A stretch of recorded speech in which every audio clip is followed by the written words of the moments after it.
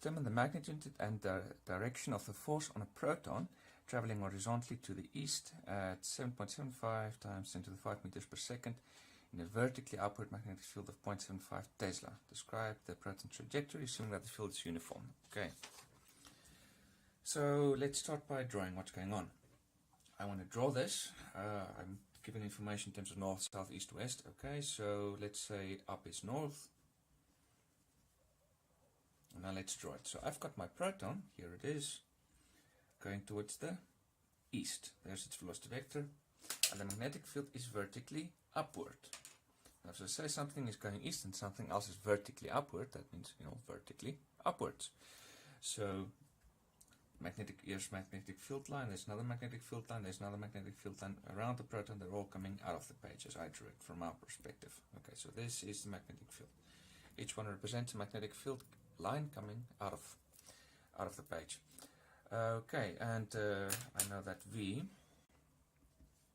is the 7.75 times 10 to the 5 meters per second, and B is 0.75 Tesla. Good.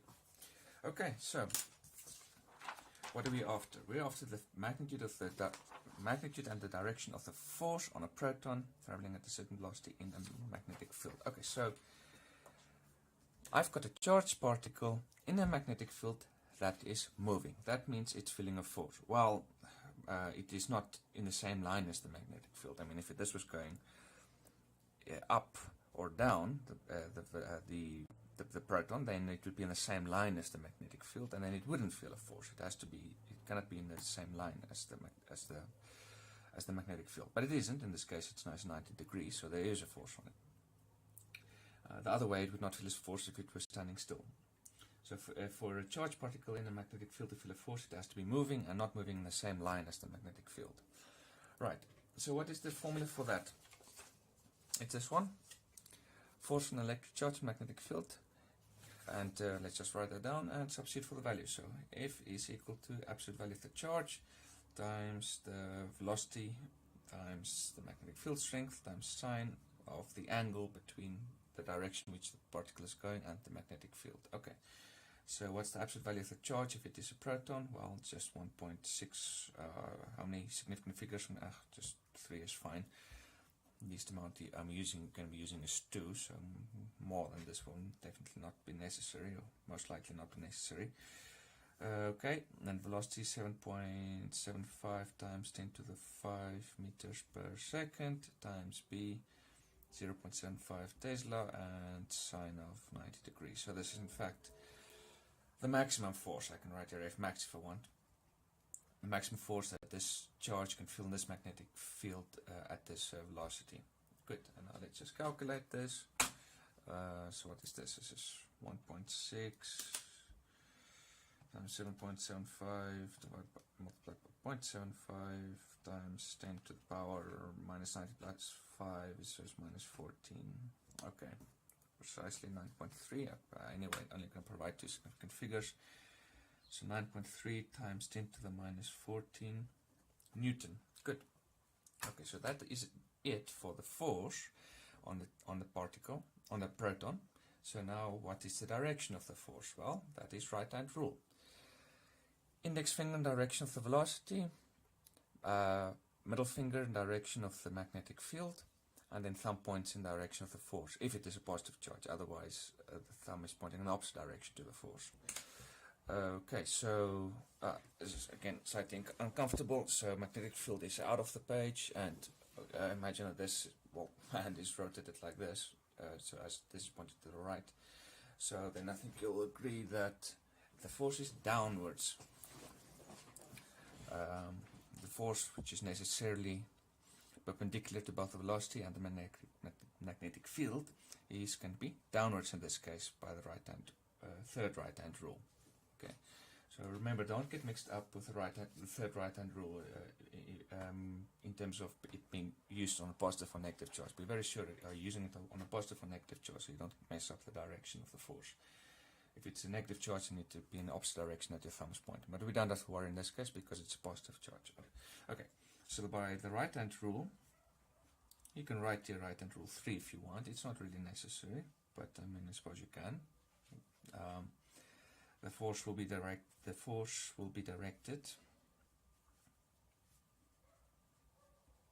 Which direction? Okay, so I use the right hand rule for this setup as I drew it here, so relative to this perspective, and it was pointing downwards. My thumb was pointing downwards. Okay, so downwards in this sketch means what then? It means south. Will be directed south. Okay, so that's it for the magnitude and the direction of the force. Now the next part of the question asks for the trajectory. Now this is if we assume the magnetic field is uniform around the proton. Okay, so now this is a special example that you will have to be able to recognize. It's a charged particle moving at a certain velocity, but perfectly perpendicular to the magnetic field that it is in. This causes centripetal motion. This causes it to move in a circle. The reason why is, let's redraw it here. So here I've got my charge. It is moving like this with a certain velocity, and it's feeling a force directly downwards. So how is this going to move? It's going to start to move in an arc like this. Now, just a little bit further on in the arc, just a little bit further on, the new velocity vector will be now here. It will in fact be the same magnitude as this velocity, but it'll just be at a slight more downward angle. If you use the right hand rule again and calculate the force again, the magnitude of the velocity will remain unchanged, the magnitude of B will remain unchanged, and this angle will still be 90 degrees. The magnetic field is still out of the page here. So if you use the third right hand rule to get the direction of the force, it will still be nicely perpendicular to both the magnetic field and the velocity, and it will importantly be the same magnitude. So you see what's happening here. You've got a force of the same magnitude that keeps pointing at the direction perpendicular to where the charge is going. This is an example of centripetal motion. So this will mean it will move in a circle like this, with this magnetic force that is always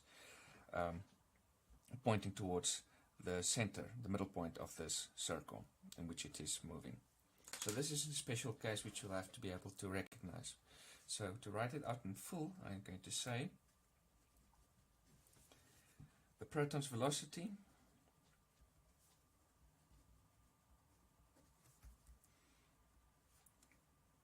is perpendicular to the uniform, we assume it's uniform magnetic field,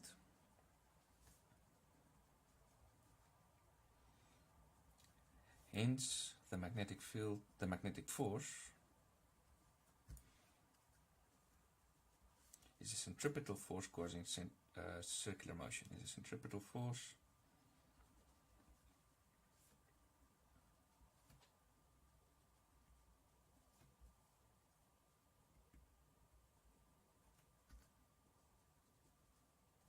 okay, and I can go even further than that. I can actually go ahead and calculate what the radius is with radius r. Okay, so what is r?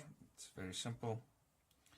Remember, you just the sum of the forces is equal to the mass times the acceleration, but for centripetal motion in a circle, the acceleration is v squared over r. Okay, what am I after r? So r is equal to mv squared over f. And I substitute values. What is m? This would be the mass of a proton. This is written in the front of your textbook. I'll provide 1.67. If you're not sure, rather use more significant figures than less when you substitute for value of a constant. Okay, kilograms. And the velocity is what? It's this 7.75.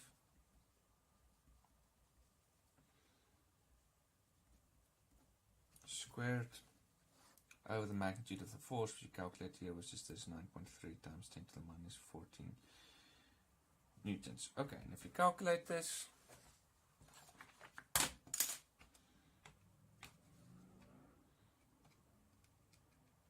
.6726 times 7.75 squared divided by 9.3. Okay, so times 10 to the power, what do we have?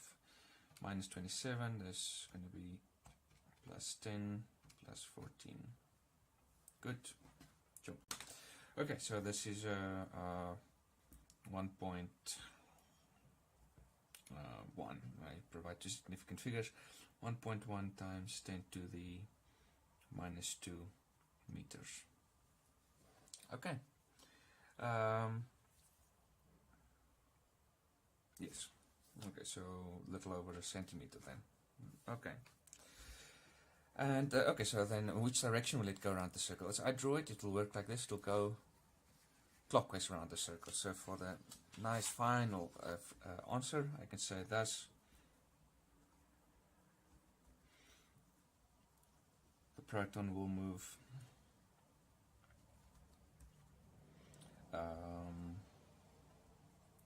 in a circuit,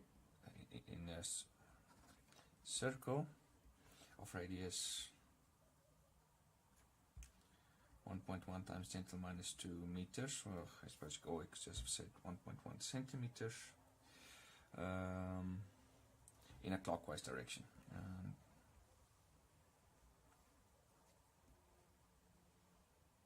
Okay, and that's it.